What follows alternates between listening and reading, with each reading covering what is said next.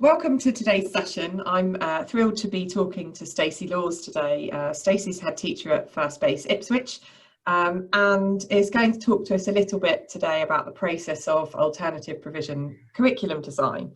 So Stacey, you've got a very specific curriculum pathway. Can you talk to us about the pathway that your curriculum is designed to support? So this curriculum is for our Springboard pathway. We're an early years key stage 1 pupil referral unit. So our Springboard pathway is for children who have been referred. They come to us 2 days a week for 12 weeks. So their actual placement length is only 24 days.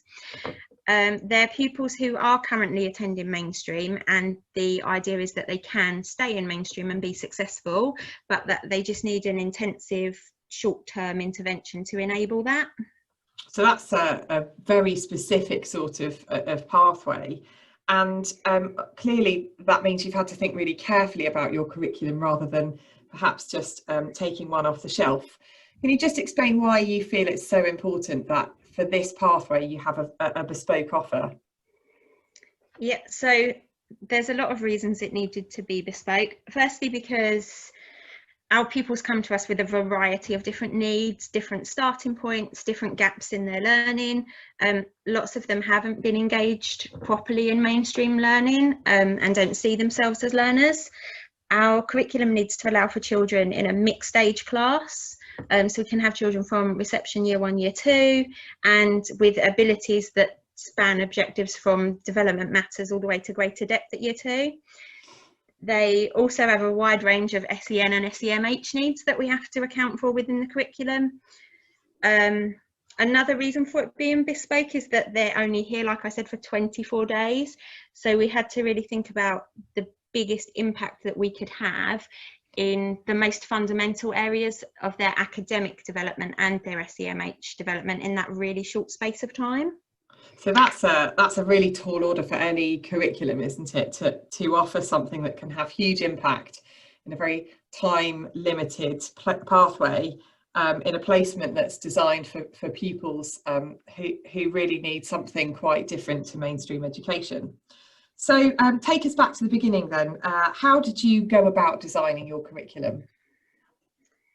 We were lucky that we had a starting point, because although the Springboard pathway is new for us this year, we had a kind of similar pathway last year. So we did have a pathway last year where children attended for 2 days a week, but generally their placements lasted for 2 terms and possibly longer. So we already had the basis of a curriculum model, which was dual placement with a mainstream school, but that worked over a longer time. So we used that as the basis for our Springboard curriculum now. One of the main things we needed to look at changing was obviously the placement length was much shorter and how we were going to achieve that. The curriculum that we already had was based on a concentric model. So from reviewing our curriculum last year, we knew what had worked well, what hadn't worked well. The concentric model had worked really well for our children, enables them to spend not too long on an area of learning, but rather revisit it frequently and to keep building on that knowledge. So our children don't get bored of doing the same thing, thinking that they've already done it, thinking that they're not successful, and that's why we have to keep doing it, but enables us to come back to it in little chunks so they feel successful and we keep building on it. So when we reviewed our curriculum last year, we looked at the concentric model that was really beneficial to our children. We looked at what had worked really well for them in English, the writing that they'd made the best progress in, what had worked well in maths. I talked to teachers, support staff. We also do pupil surveys with the children, so we were able to get their views on the curriculum last year and what they'd enjoyed. So that was like our starting point for the curriculum. So that's a huge undertaking then, and to fit a curriculum essentially that spans 3 years into, I think you said 24 days. You've obviously had to make some difficult decisions about what you do include and decisions about what content you're going to omit. How did you decide what was the most important? The first thing we looked at was our timetable for the 2 days. So the 24 days, 2 days a week, and actually those 2 days a week, what children would access. we wanted to build their fundamental knowledge and skills in literacy and numeracy. So we spend our mornings doing phonics and then English, which for us includes reading, writing, oracy, and phonics, sorry. And then I knew there were 4 things. and then maths as well. So, but within those areas, obviously we couldn't teach the whole maths curriculum in 24 maths lessons. So we looked at our model from last year, which we had based our curriculum around fundamental key skills for the children. We had to then, for this year, slim it down even further. So we decided to base our maths on number and place value, and then number, addition and subtraction.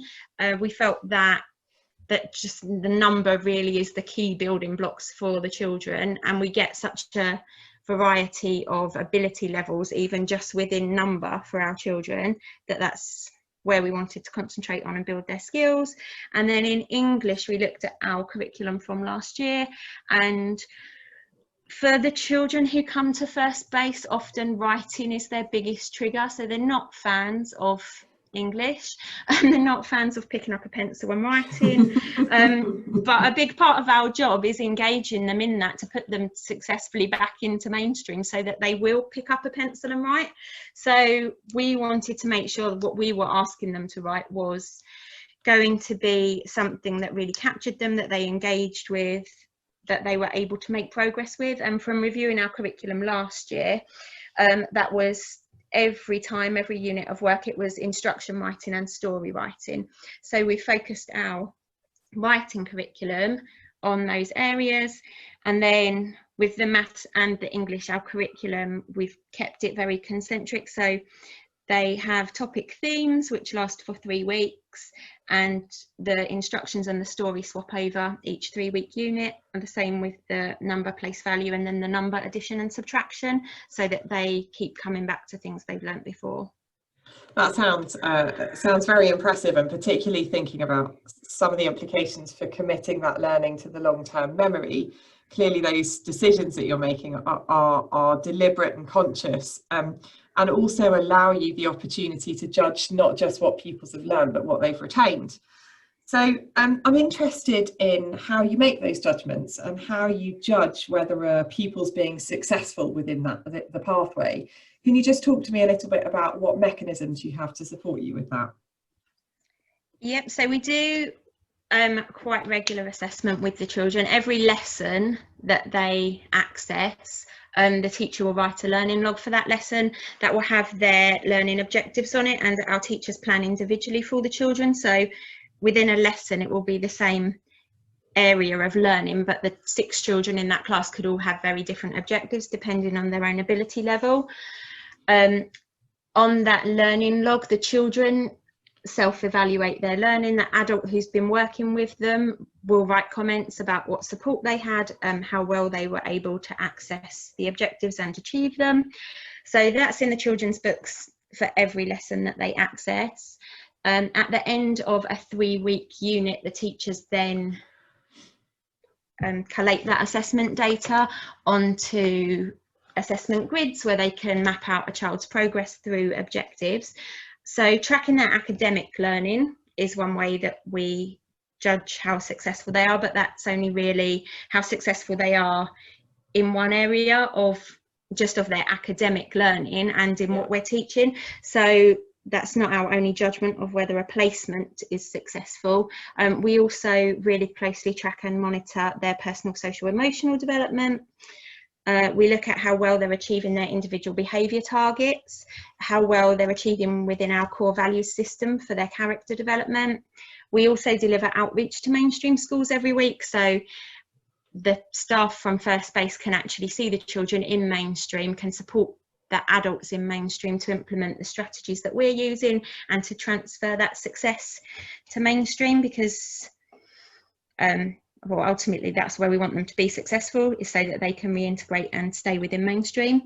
And then I would say our communication with parents as well lets us know that it's successful. When parents ring us and say they've been miserable at school for months and they actually came home and told me what they did at First Base today, we know we're kind of maybe a little bit on the right track. What a broad system for judging success of a placement you have, Stacey. That's very impressive, and certainly allows you the opportunity to really drill into the value that each placement has added for an individual. So I know as a fellow book lover, it's been really important to you to make sure that reading was absolutely central to this provision. And it's not so much about what goes on in reading lessons, but what sits more broadly. Can you just talk to me about what you did to make sure that reading sat fairly and squarely at the heart of your curriculum? Yep, so all of our 3-week units across an academic year have a focus text at the centre of the unit. So all of the children are immediately engaged in a topic with a book. That is a change from our curriculum. Last year we had a mixture of books, just like kind of topic titles, so they do like Seaside. We had a mixture of film clips, but actually on the whole, although our children don't always love to read themselves, they do love books and stories and being read to. So having a text as a focus for a starter works really well for them. We also, reading is a part of lots of our days, not just the reading session. So our reading corners are part of settling time, they're part of choosing time throughout the day. We have specific reading sessions within the curriculum where the children will access a carousel of activities around reading. We have story time at the end of the day. So there's lots of different ways they can access books. We also make sure that the children experience diversity in what they read. So we have like fiction, non-fiction, traditional tales, heritage texts, books from other cultures, books about world issues. So if a child isn't interested in reading stories, there's lots of other texts available to engage them. That is amazingly rich, and certainly sounds like the sort of place that I want to spend my time. So as well as having linked texts across your literature spine for each of your units, I'm aware that you've done a huge amount of work around building cultural capital for your pupils. Can you talk a little bit about how and why that was so important for you? Yep, so we designed our curriculum to be experiential, to help engage pupils and to raise cultural capital. So we have lots of different trips and visitors all through the curriculum. Although most of our pupils live in the Ipswich area, in the past we've been on trips like within the local area, so like to Rendlesham Forest or to Felixstowe, and we've taken pupils who have never been to a forest before and never been to a beach before. So it was really important to us that the children were able to access those experiences through the curriculum, and that they were experiencing the locality that they live in. So why is that local context so important, do you think, Stacey? Just because it's where the children live, it's the world around them, the community that they're living in. I think it's important when we go on those trips and they meet people for their experience of world of work as well. So when they go to the bakery, they see that people work in the bakery around the corner from their house. Yeah, just for them to experience where they live and what is on their doorstep around them. I think that notion of really connecting young people to the area that they live in gives them a sense of identity, and it strikes me that through the cultural capital experiences in broadening those experiences that children are exposed to, but also connecting them to the local area, it can't help but to embed aspiration within those young people that access this pathway. So you know, in the dream world, of course, we'd write something and never have to write it again. But inevitably, as you've said already, there'll be a process of curriculum review. How do you intend to refine your curriculum pathway over the year ahead? So we know there are parts of our curriculum that worked really well last year, and we've built on them for this year, but that's not to say they're going to work well again this year, because it is a different pathway. The children are here for a lot shorter time, so it'll be interesting, first of all, monitoring the new curriculum to see if those areas that were successful last year are still successful on a shorter term placement. We'll also be monitoring pupil engagement and progress to ensure that the 12-week model is meeting their needs. It has been quite a task designing a curriculum to ensure progress and needs are being met in 24 days. So yeah, we'll be monitoring that and possibly having to refine it. We'll also be considering how successfully the children are reintegrating to mainstream at the end of that very short placement, and where that's not as successful as we might like, what we can do to adapt our curriculum to further support the needs that the pupils are still showing. As well, so in the mornings we're doing English, Maths, Phonics, but we have an afternoon of sports, which was really important for us to keep in, partly for cultural capital, partly for character development for our children.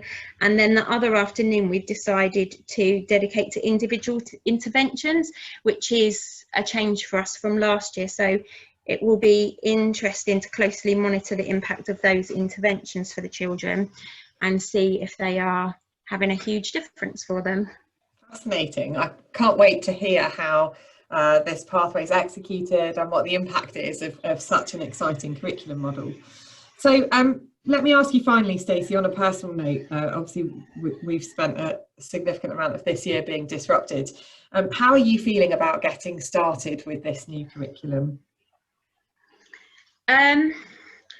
So I have to say, we never really felt that disrupted at First Base, because lots of our children still attended. Our curriculum was slightly disrupted, and we were upset about that because we had a new curriculum last year that we were very excited to run, and then come February, March, it did go slightly askew, but lots of our pupils still attended, and we were still able to, on the whole, offer our curriculum.